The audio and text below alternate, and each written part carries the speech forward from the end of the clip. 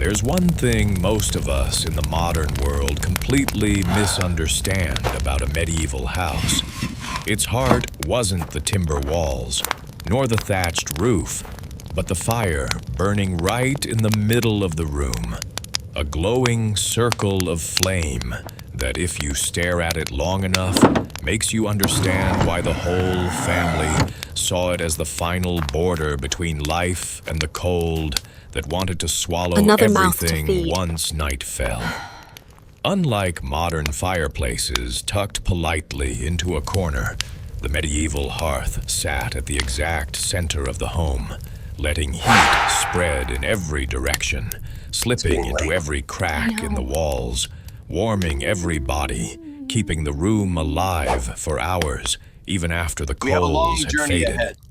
The stones surrounding the hearth absorbed heat like ancient batteries, quietly releasing warmth long after the dancing flames had disappeared, turning that small house into a steady refuge in the harshest winter.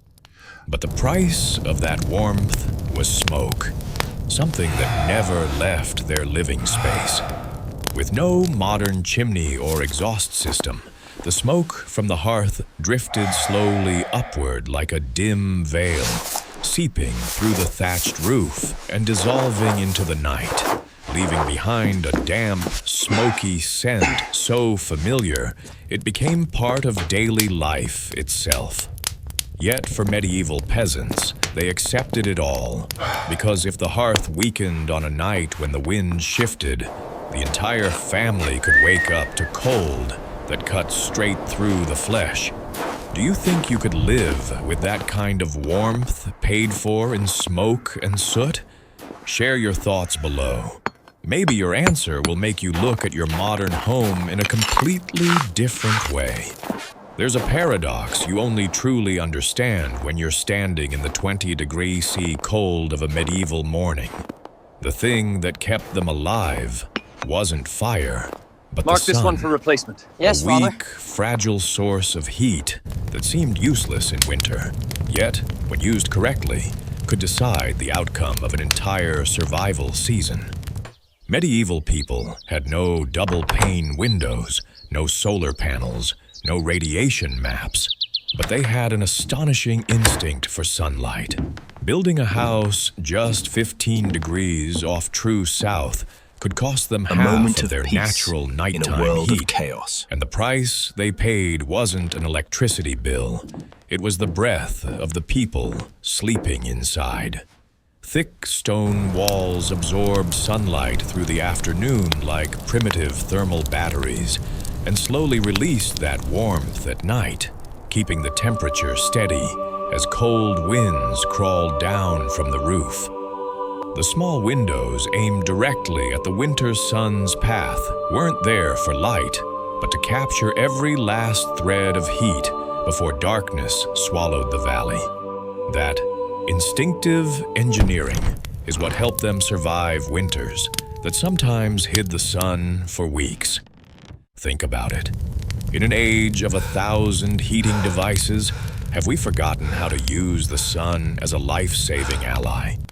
There's a truth most modern people would never expect. The most fragile material in an entire medieval village, straw, was both a life-saving shield and a doorway to disaster in a matter of minutes.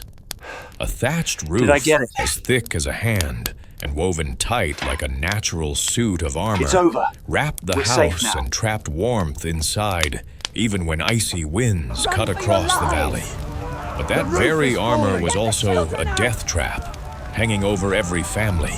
Just one spark drifting out from the hearth, just one strong gust lifting embers toward the roof, and the whole thatch could ignite like a bundle of fireworks, so fast that old records say a village could burn to the ground in under 4 minutes, with no time to shout, no time to gather belongings, only ashes left behind, and the sound of wind howling through half-charred beams. But what makes this even harder to believe is, even knowing how close disaster always was, they still chose thatched roofs. Why? because no other material could hold heat that Be careful, well. it's a long way No down. roof was as light, replaceable, or cheap enough for an entire community to rebuild in just a few hours. Straw wasn't just a roof. It was a collective survival pact. The fire Nobody burns wanted low. a freezing gap Winter over their comes early head, this year. and nobody had The the beasts will wealth to keep us choose a warm. safer roof. Instead, get some rest. they learned to Agreed. live with the It danger, will be a long journey smothering the fire each night, checking every seam of the roof, listening to the rustle of mice and insects, crawling through the thatch as a normal part of life, accepting that comfort and danger always walked side by side. And think about it. Would you dare live under a roof that keeps you warm, yet could betray you in a single shift of the wind? Share your thoughts, because sometimes a thatched roof reveals more about human nature than you might think. There's an image that, at first glance, makes no sense to modern people. Why, in a tiny medieval house, did humans and livestock sleep almost side by side, separated only by a thin partition so flimsy you could hear every breath, every shift, every small movement of the cows, the sheep, even the pigs? The answer wasn't convenience, and it wasn't some primitive living habit. It was because in a long, brutal winter, even a few extra meters of wall could be the dividing line between life and death. The body heat of livestock, large, warm animals giving off steady heat through the night, was such a powerful We have enough natural food to get heater through the winter. that if the stable area But were what about placed after just that? a few steps farther away, the temperature inside the house could drop suddenly from tolerable to finger-numbing in less than an hour. But that warmth wasn't We free. have to be careful with The the thick floor. smell of manure seeped through the cracks, flies gathered in dark corners, and worst of all, the gases released from the dung built up on windless nights, leaving the whole family waking with sharp headaches running down the spine. The first sign of gas poisoning they didn't even have a name for. They endured all of this not because they wanted to, but because they had no other choice. In the bone-deep cold of medieval Northern Europe, livestock weren't just food, labor, or wealth. They were living furnaces, the final allies against a merciless winter. Think about it. Would you trade cleanliness and personal space just to keep a few more degrees of warmth for your family? If you would, share your thoughts. That's the question medieval people had to answer every single night. There's one detail most people never think about. Medieval people enjoyed heated floors, something we treat as modern technology, more than 1,000 years before us. And they did it using nothing but stone, fire, and a survival instinct sharp enough to impress any modern engineer. When temperatures dropped deep below freezing, stepping barefoot onto cold ground could numb the body within minutes. So they heated large stones directly in the hearth and then buried them under wooden planks or packed earth floors.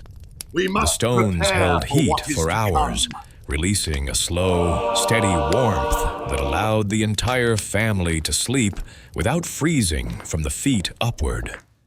But that technique was far from safe. Just one overheated stone placed in the wrong spot could send a smoldering ember into the wooden layer beneath and erupt into flames while the whole household slept. Scattered records even mention homes burning down because of a difference of only a few degrees. And yet, they kept doing it because they had no other choice. That warm floor protected them from joint pain, from moisture, from cold rising out of the ground.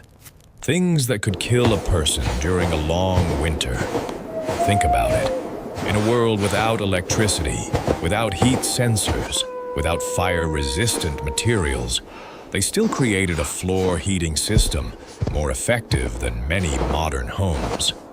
Do you think you'd dare sleep on a floor where life and a house fire were separated by a single stone? It's not that Share much your further thoughts now. if you would.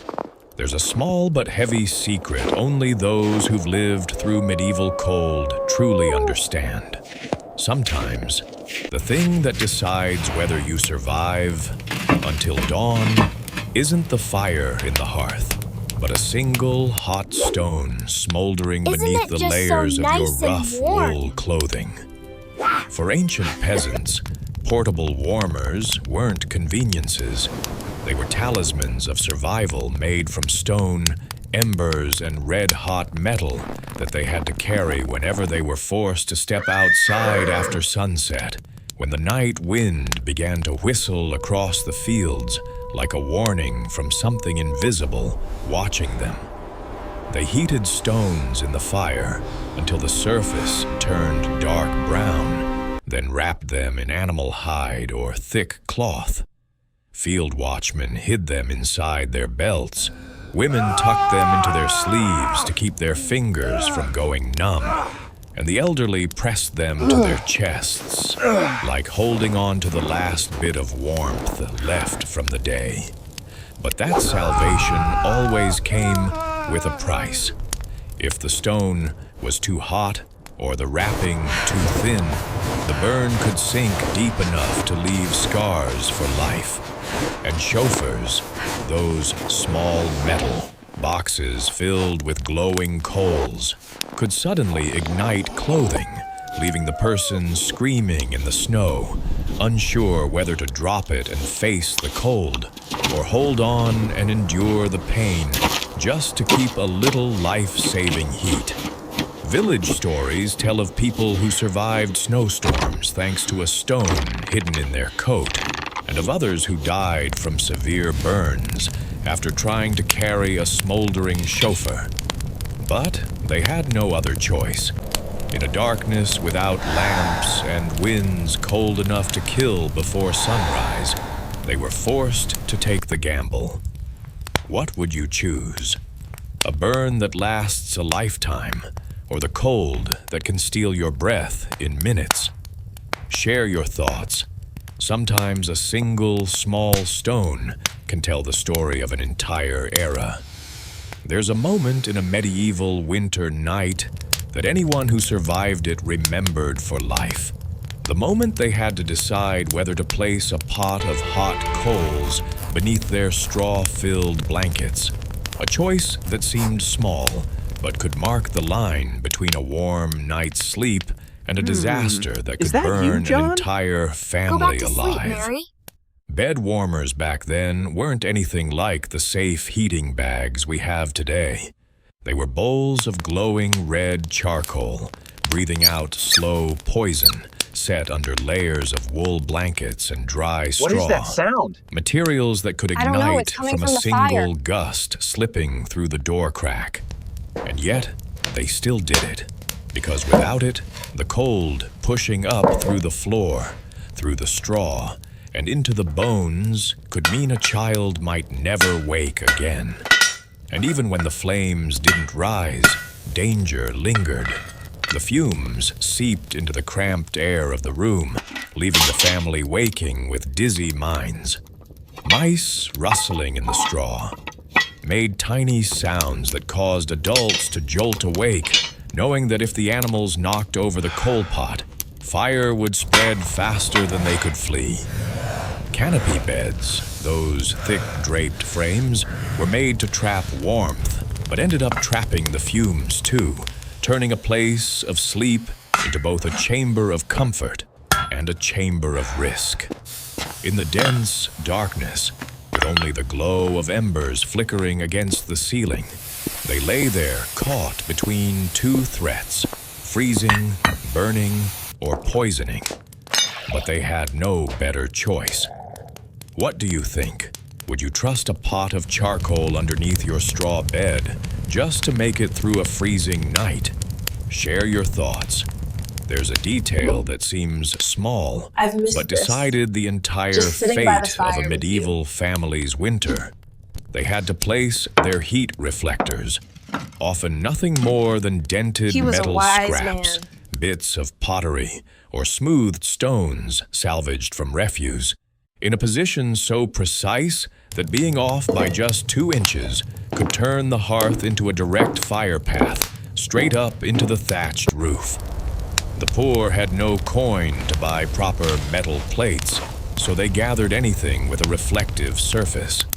A broken pot lid, a shattered mirror piece, even a discarded mercenary shield. Tonight They we propped honor the these spirits behind of the winter. flames to push every bit of heat back into the room, stretching the warmth without burning more wood.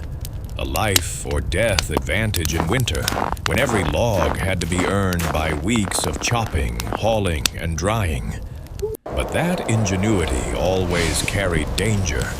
Some homes burned to the ground simply because a reflector tilted too far and sent flames licking into the straw wall. Others suffered severe burns when a hand slipped and touched the red-hot surface. And still, they kept doing it, because when placed perfectly, even a crude reflector could save half a season's firewood and keep the household alive through nights when the winter wind screamed outside. What do you think? Would you stay calm enough to adjust a piece of metal hot enough to scorch your hand just to keep a few more degrees of warmth for your family? There's a truth medieval paintings never dared to show. Those blazing communal fires in the village square weren't symbols of joy, but warnings that anyone who stepped into the night alone might never return. When winter dragged I told on, you to stay back. darkness swallowed the valley before the evening ended, and the path from one house to another became an icy corridor where the cold could make a person collapse after only Eat, a my few child. hundred steps. It will keep you warm. People didn't gather around the fire to sing. They gathered because being alone in the winter night was a death sentence. The great fire in the village center wasn't just for light.